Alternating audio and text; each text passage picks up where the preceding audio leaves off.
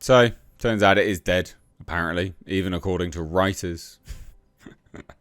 Doctor Who. I thought this was interesting, because when your writers are even sitting here going, yeah, you've screwed it, then it's worthwhile taking note and making a video of it, right? So for those that can't remember, don't remember, have blocked it from your mind, Doctor Who, the most recent season, ended with Ncuti Gatwa's Doctor regenerating, maybe, into Billie Piper, and then they just ended, and they haven't announced what's going on, and seemingly all the rumours were true, that it's being cancelled, and a whole host of nonsense. So that's kind of the situation, right? They regenerated into a previous companion for reasons, I guess. And now everyone's like, well, yeah, you've screwed it. We can't continue this. And that's what this writer is saying. And it's comedy gold. So I thought we'd take a look because it is just funny. And any little update on this now, moving forwards as we approach, because they did a spin-off movie. When we approach that, and the release of that will be very, very, very, very telling. The tone of those updates will be very telling. So hit subscribe if you're new here, guys. And, of course, if you want to, obviously. So I think the other interesting thing about this is this was in the Doctor Who magazine. All right, then. So former Doctor Who writer Robert Shearman has offered a candid take on the current state of the show, calling it as dead as we've ever known it. Doing well then, isn't it? Got such great ratings. Oh, so woeful.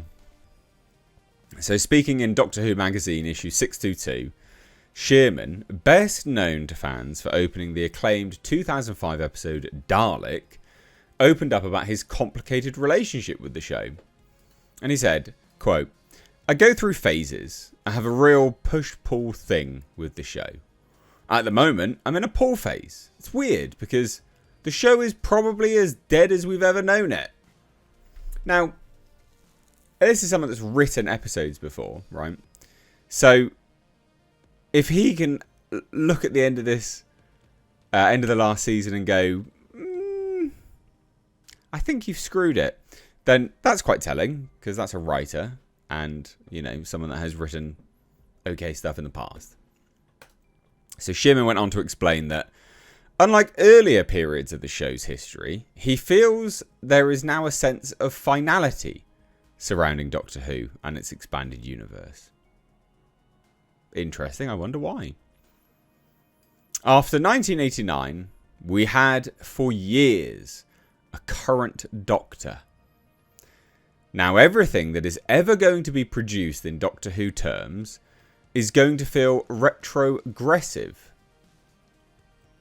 At least with the new adventures and then the BBC books, you thought it's the current Doctor, McCoy or McGann. No one's going to start writing Doctor Who books with a Billie Piper Doctor, because no one knows what that means. In a funny way, the closing moments of the reality war seems to put a full stop on things. We didn't have that before. Now that is very interesting. But he is right, is that you would continue writing things and expanding Doctor Who out, but you'd always have a Doctor in mind. Like, how do you do this? You don't even know if it is the Doctor. So then if they start doing it, if they start writing stuff, but then they can't get her back, how are you going to do the regeneration? Like, how does it work? The whole thing's just a joke. And this is what happens when you just try and shoehorn people in to get a boost in the ratings. Because that's what he did. RTD, the retarded, Rusty Davies. He shoehorned Billie Piper in just to get a bump in the ratings, in like some last-ditch hope to continue the show. Fucking idiot, man. Series 15 concluded at the end of May 2025 this year, with Ncuti Gatwa's 15th Doctor regenerating in a surprising scene featuring Billie Piper. Since then, the future of the show has remained in limbo. Yes, it has, yeah. A final decision on the show's co-production deal with Disney is reportedly not expected now until 2026, after the release of the upcoming Unit spin-off, The War Between the Land and the Sea, which I don't think anyone's going to watch. So funny.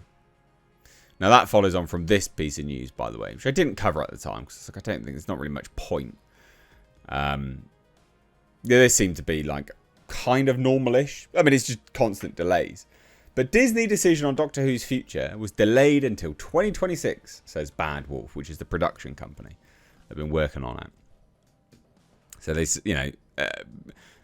as they say, Bad Wolf struck a 26-episode deal with BBC Studios, bringing Disney Plus on board as the international home of the series. Since then, 2 full seasons comprising of 8 episodes each have been broadcast. So that's, I mean, we're a little bit short, aren't we? We're a little bit short. But they then did 2 Christmas specials and 3 anniversary specials. So it was 21 episodes in total. And then the final 5 episodes of the deal will take the form of the new spin-off, The War Between the Land and the Sea. I could have sworn that was a movie. My bad. So that is it. That's them done. That's what Disney bought and paid for. Wow. Madness. But yeah, so now what we're getting is that they're not going to do any renewals until after that has fully come out, which is kind of what we knew anyway. Still delay tactics though, isn't it? It was like, no, not until after the season's aired. And then it was like, no, not until 2026 now, actually. Keep delaying, guys, keep delaying. But like I said, this show is dead. Apparently as dead as we've ever known it. Dear oh dear.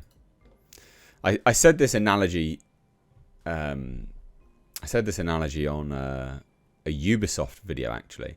But I think it stands for anything with a fandom. Don't piss in the well and expect people to keep drinking. Right? Just don't. Don't. Because that's what these people do.